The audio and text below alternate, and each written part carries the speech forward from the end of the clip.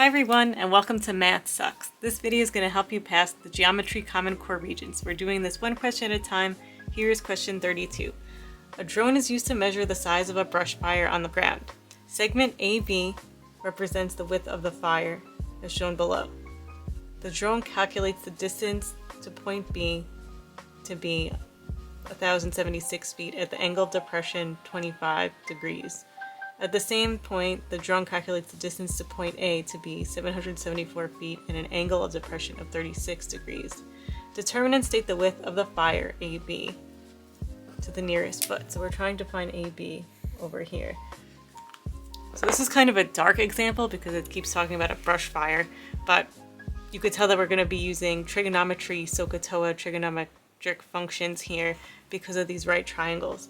So we're going to want to find this entire length and then this length, and we can subtract them, and that's how we're going to find this length AB. So to do that, first we need to find the angles here. So let me draw out these two triangles. So we have this first bigger triangle on the outside where B is at the edge. Our hypotenuse is 1076 feet, and we know this is a right triangle. So over here we don't have all the values. We have this is 36 degrees, this is 25. So to get the value of this guy, this angle in here, we would just subtract 36 minus 25, and we know that's going to be 11 degrees in here. So we have 11 in here, and then we still have this missing portion.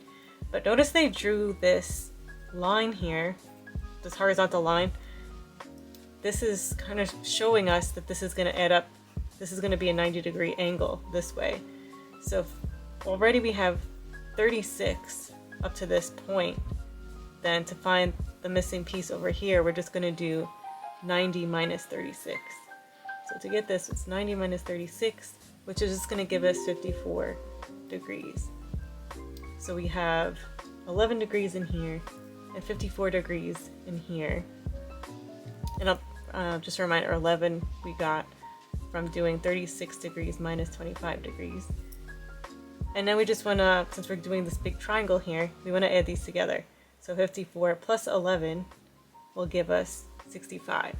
So over here is 65 degrees. So far, the most confusing thing with this question is just figuring out this angle area and assuming that this is going to form a 90-degree angle. Okay, so now we can look at this. This is a normal trig function. We're going to be doing SOHCAHTOA.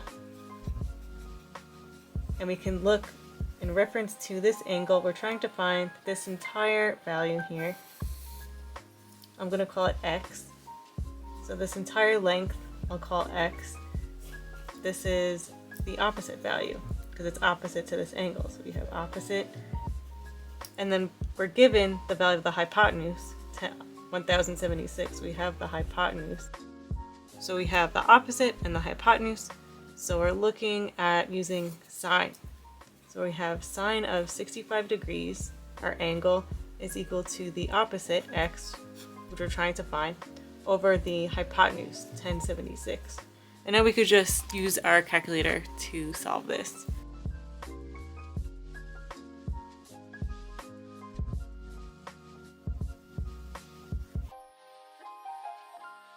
So this entire length here of x is equal to 975.1871789. So remember, they're not asking for this whole value, they just want this part. So that's when we're going to use this smaller triangle now. So the smaller right triangle that ends at A. So I'm going to just draw that out. So here we have, it's another right triangle. This ends at A. The hypotenuse is 774. And then be careful with the angle. We found it earlier. It's 54 degrees. The value we're trying to find is right here for this triangle, right? So I'm going to just label this y. So we just found x is the whole thing, and now this little portion I'm going to call y. In relation to this angle, we have the opposite. We have the hypotenuse. So again, we have the opposite and the hypotenuse. We're going to be using sine again. So we have sine of, this time, 54 degrees is equal to the opposite, which is y, over the hypotenuse, 774.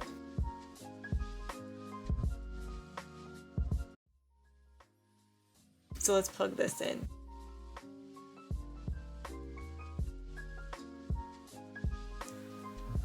Okay, so just this portion in blue is equal to 626.1791536. So now you can see we found the value of this whole length up to B, and then just this portion, and now we have all the information we need to find the length of AB. So to do that, we're just going to take the whole, which is 975.1871789, minus this portion 62 that we just found, 626.1791536.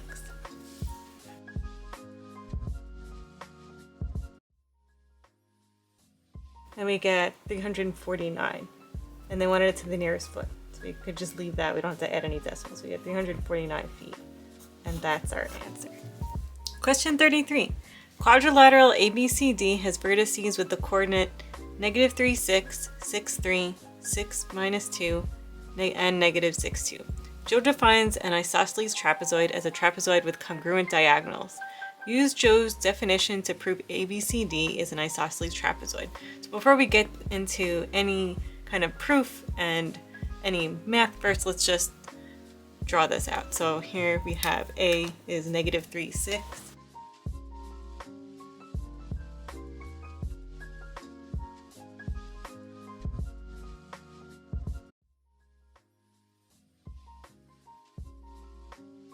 Okay, so we drew out our shape, quadrilateral ABCD, prove that this is an isosceles trapezoid, and mentions that trapezoids have congruent diagonals. So before we get to the diagonals and proving that this is an isosceles trapezoid, we first need to prove that it's a trapezoid in the first place.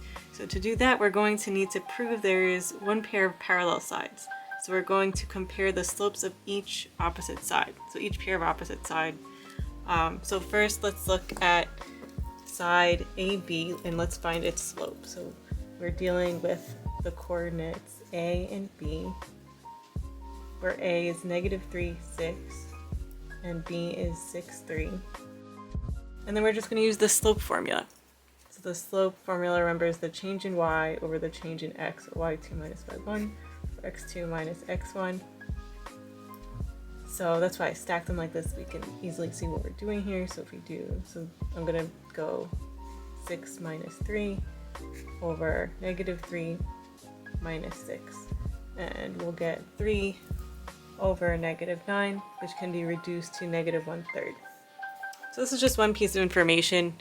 So we know that the slope here is -1/3. So now let's try and see if this opposite side is parallel to this side by looking at its slope.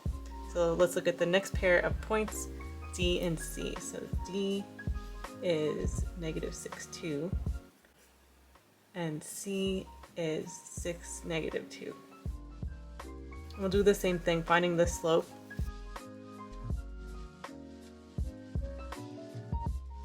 We get -4 over 12 is equal to -1/3. So, okay, so we have one pair of parallel sides because notice this slope matches this. So we know that this side is parallel to this side because they have the same slope. But now let's check. These two opposite sides do not look like they're parallel, but we're going to need to prove that. So let's look at those two sides. So let's do A and D.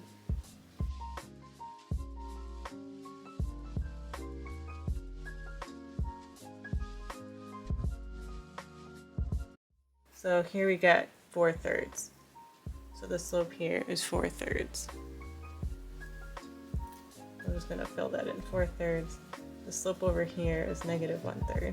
And the slope over here is -1/3. And now we only have this last side to find. And we want to make sure that it has a different slope than 4/3 for it to be a trapezoid. So now we're looking at coordinates B, C. So B is 6, 3. And C is 6, -2. So notice we actually get a 0 in the denominator here, and this is going to be undefined because we can't have 0 in the denominator. So based on this, we can say quadrilateral ABCD has only one pair of parallel sides and is therefore a trapezoid.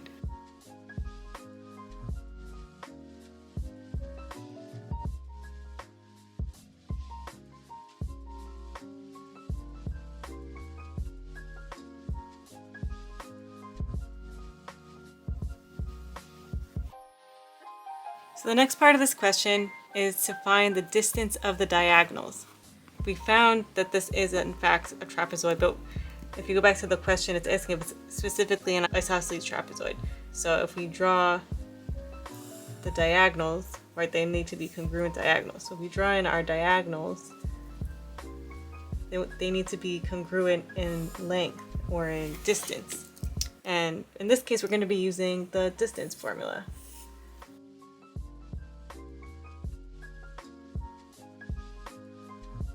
So here's the reminder what the distance formula is.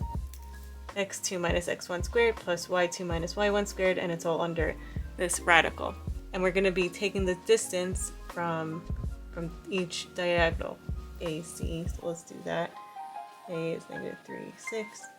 C is 6, -2. And then we're just going to be plugging in numbers again.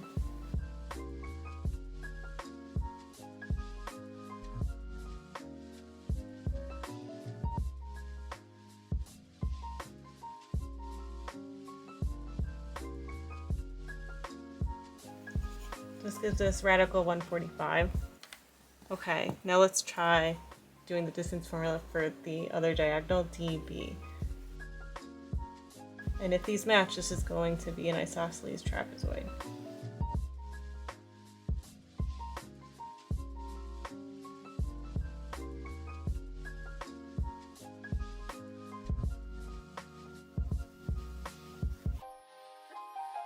So you can see that this matches this. So the distances match, and therefore this is an isosceles trapezoid.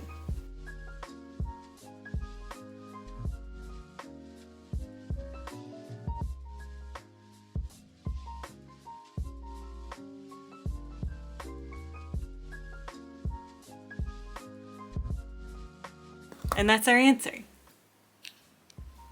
Question 34. Ali made 6 solid spherical decorations out of modeling clay. Each decoration has a radius of 2.5 inches. The weight of the clay is 68 pounds per cubic foot. Determine and state to the nearest pound the total weight of the 6 decorations. So this is a little confusing, a little tricky, because notice we're giving the value of the radius of these spheres in inches, but then later we're giving the 68 pounds per cubic foot. So when I'm drawing out these spheres, I'm going to want to keep everything in feet. So there's 6 of these. So I'm going to draw out 6 spheres just so we have a nice picture of what we're doing.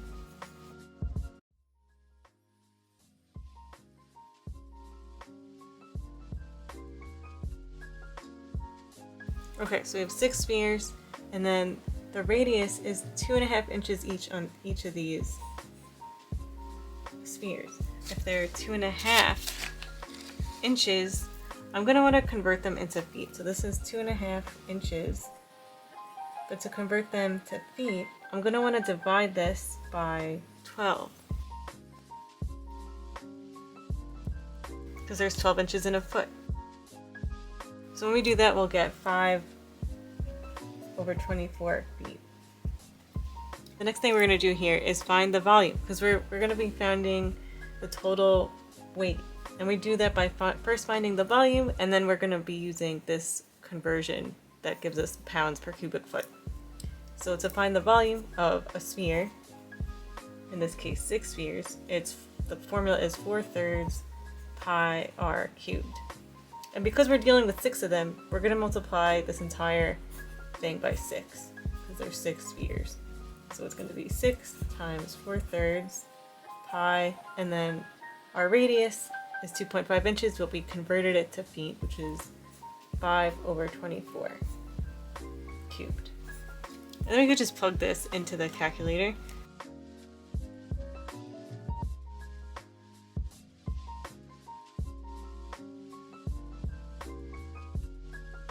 Multiply this all together, and we get 0.227256413. So from here, we're going to take this number. Remember, this is in feet cubed since we converted everything to feet. And then to get the total weight, we're going to convert this in pounds with what they gave us, 68 pounds per cubic foot. We're just going to multiply this, 68 pounds per cubic foot cubed. And what's going to happen is these are going to cancel out, and then we're only left with the weight, which is pounds. And when you multiply this together, you're going to get this number, 15.453436608. And then when you look back, it looks like they wanted us to round to the nearest pound, so we could just say this is 15 pounds, which is our answer. Question 35. In quadrilateral hope below, EH is congruent to OP, EP is congruent to OH, EJ is congruent to OG, and TG and YJ are perpendicular to diagonal EO at points G and J respectively. Prove that TG is congruent to YJ. Let's break this up and look at each of these. So let's draw out what they're saying. So we have EH is congruent to OP. So EH is over here, and it's congruent to OP. EP, that's down here, this whole thing, is congruent to OH, so this whole other side. EJ, over here, is congruent to OG, so EJ to OG. And then it says TG and YG, so TG and YG are perpendicular to diagonal EO, so that means they're going to form right angles. Let me do that in a different color so we can see it a little better. And these are our right angles. In order to prove TG and YJ congruent, you can see that we're going to want to prove these triangles YJO and triangle GET congruent to each other, and then we could say that by congruent parts of congruent triangles, TG is congruent to YJ. But before we even get to these two triangles, we're going to have to prove that this entire thing is a parallelogram, which we already, based on what they've given us, we can easily do that because we have these opposite congruent sides. So let's just get started, and we'll take this step by step.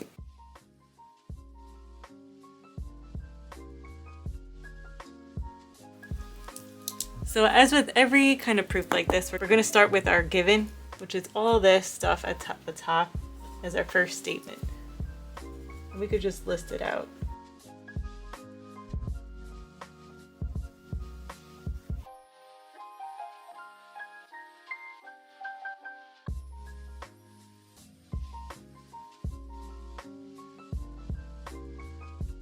And then the reasoning for this is that it's given. Okay, so the next thing we said we wanted to do is prove that this is a parallelogram. We're just going to write a little sentence, quadrilateral hope is a parallelogram.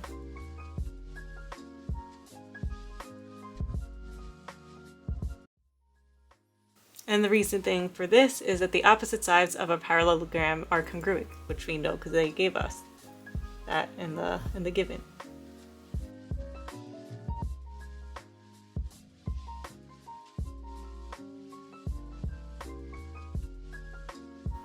The next thing we're going to want to say about our parallelogram is that opposite sides are parallel.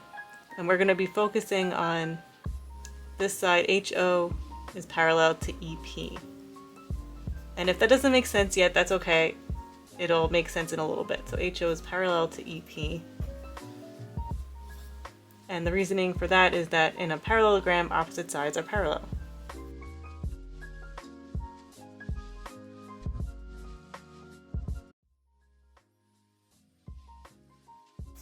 Okay, so now we're gonna get into proving these two triangles congruent. So I'm just gonna shade in the triangles.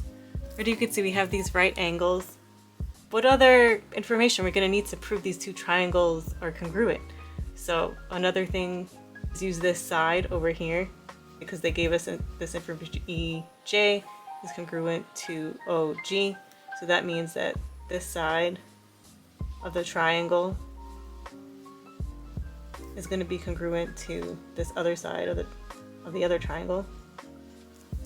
So we have an angle, a side, and then because this is a parallelogram, we can use alternate interior angles, which would allow us to say this angle is congruent to this angle. So we have an angle, a side, and an angle. So that's going to be how we're going to prove these two triangles congruent to each other by angle, side, angle. So to start off, since we just were working with the parallelogram, let's talk about these alternate interior angles. So let's say that angle EOH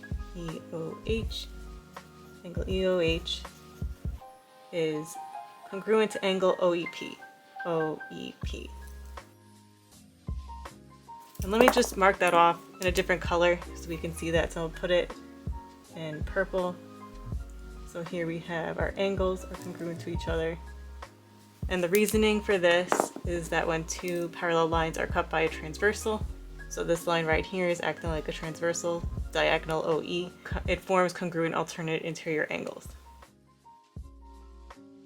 And that's why we wanted to say that OH is parallel to EP. So we could set up this part of our proof.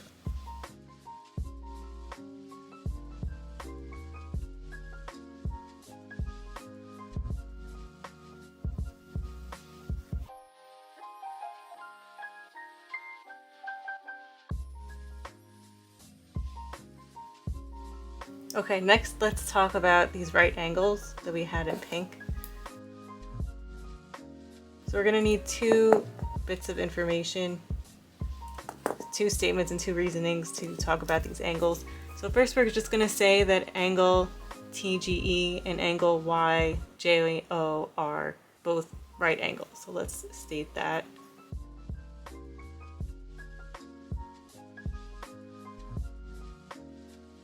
And we know that because based on the given, they said that they are perpendicular to diagonal EO, which forms right angles. So that's exactly what we're going to write over here. It's perpendicular lines form right angles. And now what we're going to state is that they are congruent to each other. So angle TGE is congruent to angle YJO. And that's because all right angles are congruent.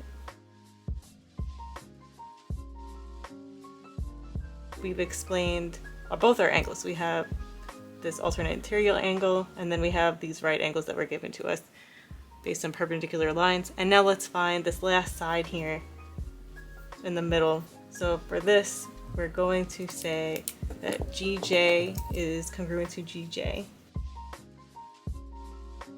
So that's just this segment right here in the middle, and this is by the reflexive property. And then we're going to do another statement to now say that these segments are congruent to each other, which is EG is congruent to JO. And that's just based on subtraction. So the reason this works is because we already stated in the given that EJ is congruent to OG. So since this segment is congruent to this segment, and then this segment is congruent onto itself by the reflexive property, which we just stated, we know that EG is going to be congruent to JO. And now we're almost done. Now we can finally say that these triangles are congruent to each other by angle side angle. So we have triangle GT is congruent to triangle YJO, and this is by angle side angle.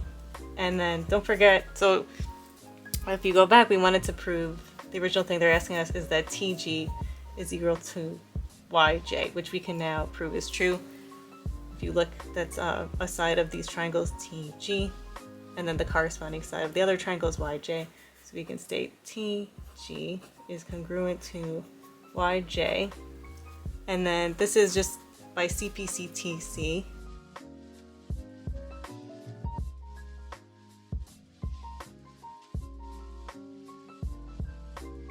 So we made it through. This is the answer to the last question on our test. I wish you good luck. Please let me know if you have any questions. But good luck and happy calculating. Need more practice? Check out MathSux.org for more questions. Link below. Also, don't forget to subscribe. Happy calculating!